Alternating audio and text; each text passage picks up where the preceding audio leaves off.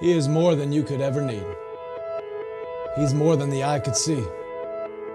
I don't deserve His love, but He's always been there for me. You see, Jesus met me when I was at my lowest. And if you don't know Jesus, know this.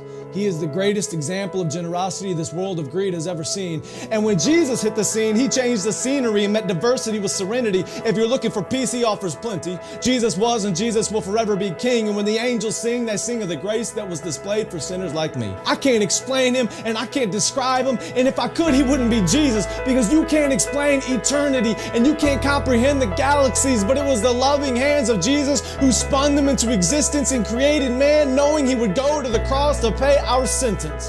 There was a certificate of judgment with a period after the sentence, and we were sentenced to death long before He said it is finished. He is a father to the orphan, a shelter for the homeless, a hiding place for the abused, and an anchor for our storms. He stormed the gates of hell and came out on top, and the power of His gospel cannot be stopped, even when the world tries.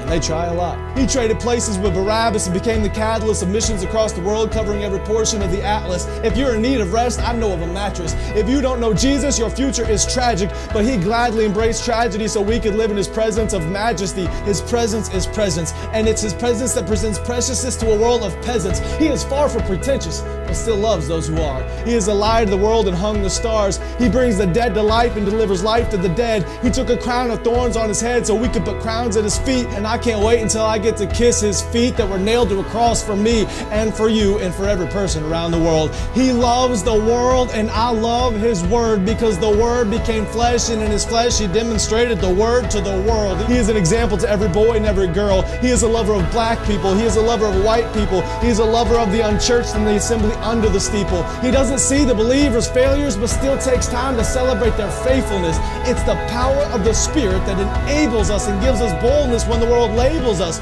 And if you want to label me, please call me a Jesus freak. And if that freaks you out, good. Because it's better to be good with God than to fight being misunderstood by a world that could never understand.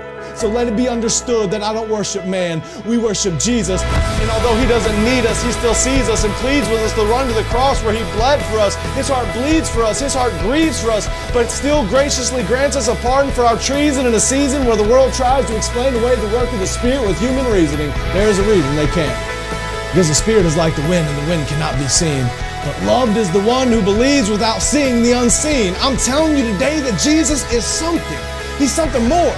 He's something great. And if you want to know Him, you don't have to wait. He stands at the narrow path with a key to the gate, and you only have to reach out and embrace His grace. I don't care who's president. I have a King who is always present. I don't care who holds musical celebrity. The voice of the Lord will always be the sweetest melody. I don't care who owns the riches of the globe. My Jesus holds more wealth than one ruby on His robe. I don't care who is the strongest or the fastest. Nothing matches the Creator of the universe and His immortal, infinite status.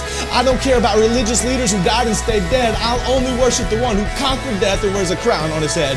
His name is Jesus, and I'm telling you, He's something. He was faithful yesterday, and He is faithful today. I can feel His presence whenever I pray, and when the time comes for me to fade away, I'll remember the day I heard Him say, "My name is Jesus."